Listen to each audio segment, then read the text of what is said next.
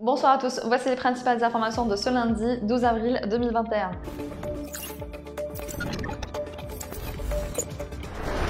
9 députés français demandent à Emmanuel Macron de publier les données et les cartes des zones des déchets résultant des campagnes d'essais nucléaires menées au Sahara dans les années 60.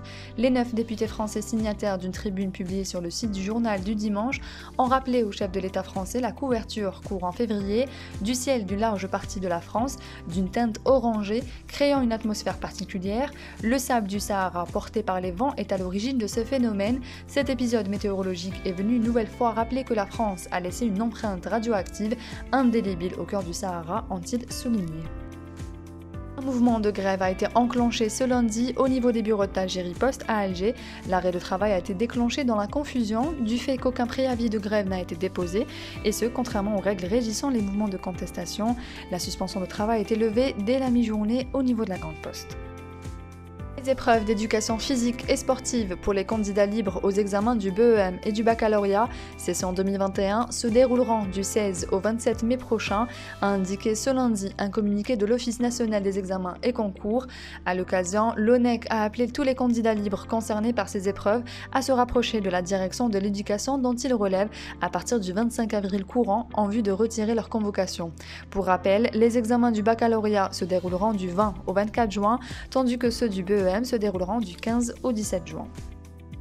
La mosquée El Jazair n'abritera pas les prières de vendredi et de Tarawih pendant le mois sacré du Ramadan.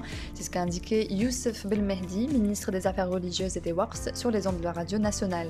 Le ministre a indiqué que la prière de Tarawih sera la première expérience de l'ère du Covid-19 cette année, tout comme ce fut l'expérience de la prière du vendredi l'année dernière, appelant les imams à la prudence et les invitant à rappeler constamment aux fidèles la discipline et le protocole de santé adopté par le comité scientifique de suivi et de surveillance du coronavirus.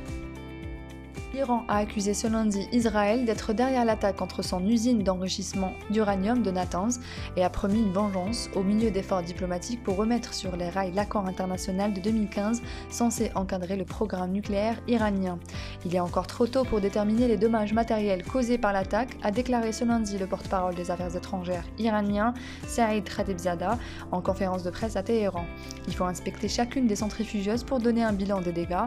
Avec cette action, le régime sioniste a bien sûr essayé de se venger du peuple iranien pour la patience et la sagesse dont il a fait preuve en attendant la levée des sanctions américaines, a-t-il affirmé. Le départ de l'entraîneur Abdelkader Amrani et les deux membres de son staff, Lotfi Amrouche et Kamel Boudjinnan, recrutés en février, a été confirmé aujourd'hui. La réunion tenue par le président Almas avec le technicien tlemcenien a notamment porté sur les modalités de séparation, en l'occurrence le paiement de 2 mensualités sur les 4 mois qui restaient du contrat de l'entraîneur Amrani et de ses collaborateurs. Aussitôt le divorce consommé, la destinée technique de l'équipe a été confiée à Redar Babouche et l'entraîneur des gardiens Lies Benhaha, lesquels ont pris en charge la reprise des entraînements aujourd'hui à l'Eshra.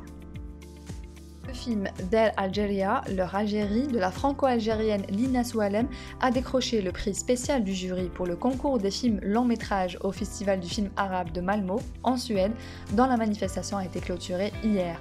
À travers son film d'El Algeria, une production algéro-franco-qatari, la réalisatrice Lina Soualem raconte l'histoire de ses grands-parents, Mabrouk et Aïcha, séparés après plus de 62 ans de vie conjugale, en plongeant dans la mémoire des premiers migrants algériens en France.